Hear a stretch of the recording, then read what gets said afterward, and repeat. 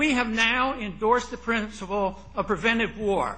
Another term for preventive war is aggressive war, starting wars because someday somebody might do something to us. That is not part of the American tradition. Just last week, there was a hearing on the Hill, and the subject of assassinations came up. And the administration was there, and they explained that, yes, they indeed do endorse the idea of assassination. And then they were asked, would you endorse the idea that we have the obligation to assassinate American citizens? And the answer is yes, they do. They claim that they have the right to assassinate American citizens. Now, what are the conditions? Somebody in the administration, we don't know exactly who, makes a determination that that individual is a threat. And if he's a threat, then he can be assassinated.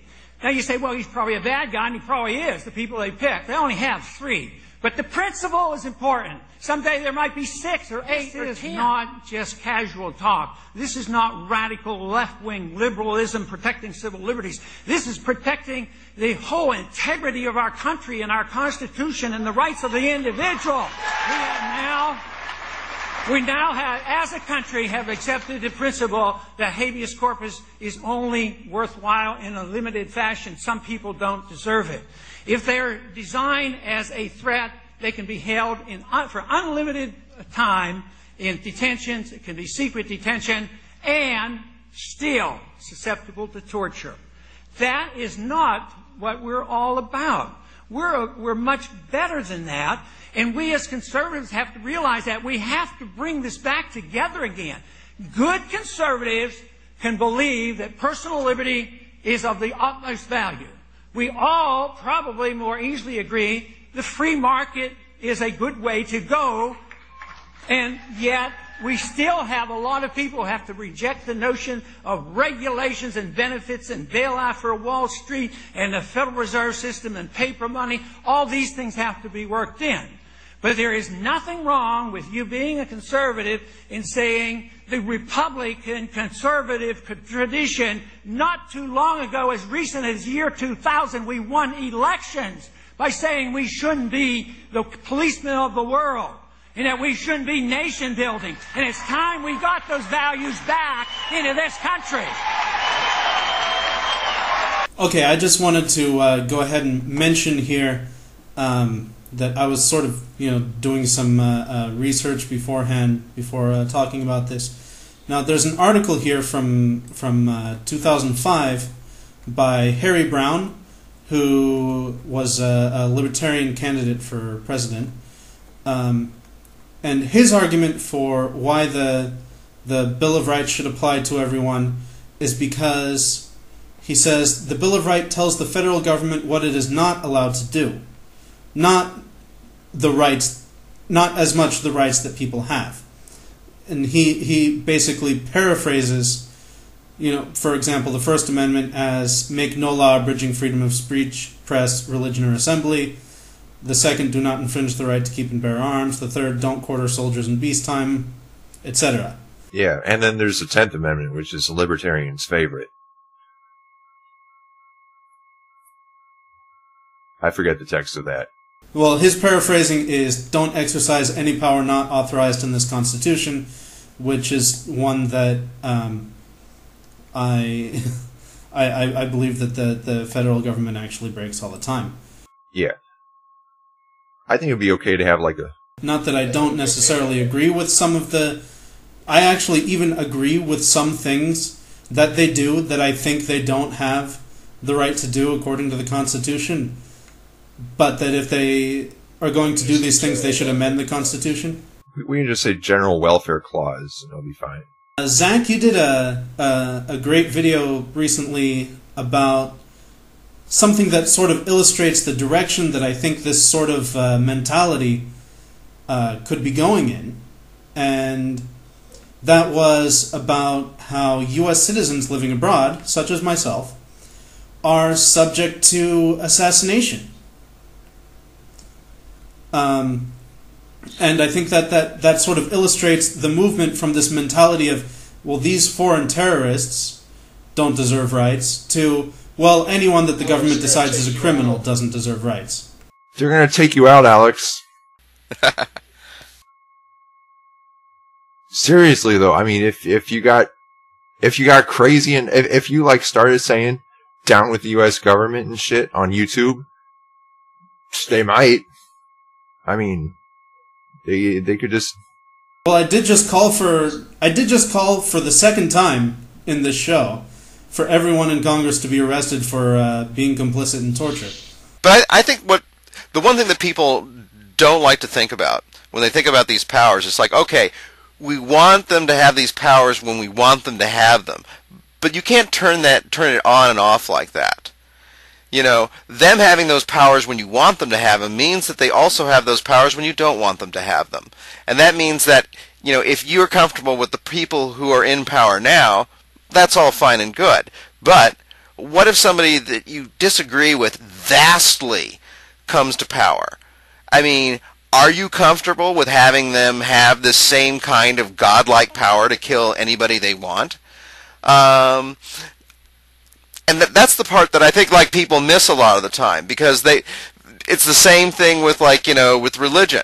It's not so much that you know, yeah, we can do things to promote a religion. We can do things to promote the United States around the world, our interests. You know, we can kill people, and that we can do this, and who knows, maybe it's even effective. But the problem comes in, like, you know, what's the final authority? And is this something that we're comfortable with if our country starts to malfunction?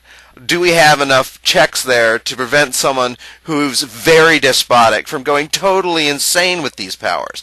And my argument right now is that, you know, anybody who's like, you know, despotic can go completely nuts with these powers. There's just nothing that prevents them from turning into the next Hitler. Exactly, and it always baffles me why, you know, people on any side don't think of that. I'm like, I think, okay, well, you want the president to have all this power. What if the next guy is a communist? How would you like that then, huh? I swear, just, if these people are idiots. Idiots. Here's the thing that I don't understand. They already think that the guy in power is a communist, and they want him to continue to have the power to torture people and kill whoever he wants. I don't understand that. Right, but he's a communist that they think they're going to take down pretty quickly.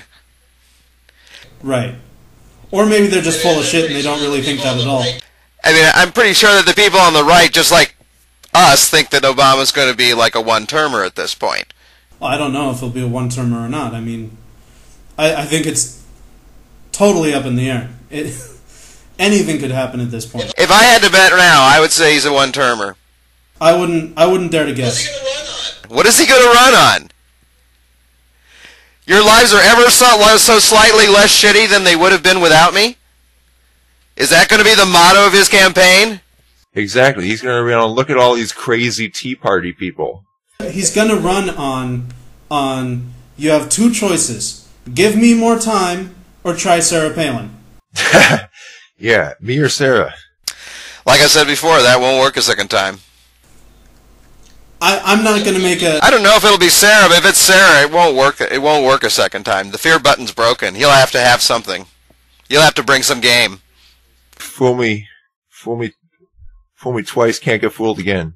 Hey, Bush got reelected. Yeah, exactly. No, Zach, I think you may well be right. Yeah, well, Bush had to like move a lot of votes through a computer in Ohio to do it too. Shh. Hey, Obama's from Chicago. They know all about that shit there. Yeah, he knows how to play. No, Zach, I think you may well be right, but I wouldn't be willing to bet on it because things are just really unpredictable right now. That's my point. That's all. I agree. Well, I mean, I agree with it being unpredictable. I mean, weird things could happen in the economy. You know, things could suddenly get better. Who knows? Or who knows? Barack Obama could do something right. Maybe he'll pass some kind of healthcare reform or something that isn't horrible, and then it'll. I mean, I think one decent piece of legislation will make a huge difference in whether or not he's looking better than Sarah Palin in 2012. Well, right, but I mean that's kind of what I said too. I mean, he's got to bring some game. He's got to have something, and it's got to be something that people recognize as being a significant accomplishment and his accomplishment, because otherwise it's not going to happen. And I guess what I'm saying is he doesn't have that now, nor does it appear to be on the horizon. Right. Well, with the end of the healthcare summit, it looks like the Democrats might start looking at reconciliation, and I mean, who knows what's going to happen with that? Okay, this has been Take Back Talking Points, where exceptionalism is just another word for fascism. Thank you, Zach, for joining me. Always a pleasure, Alex. And thank you, Brendan. Hey, always a pleasure here too, yeah. And we will see you next week. Thanks for watching.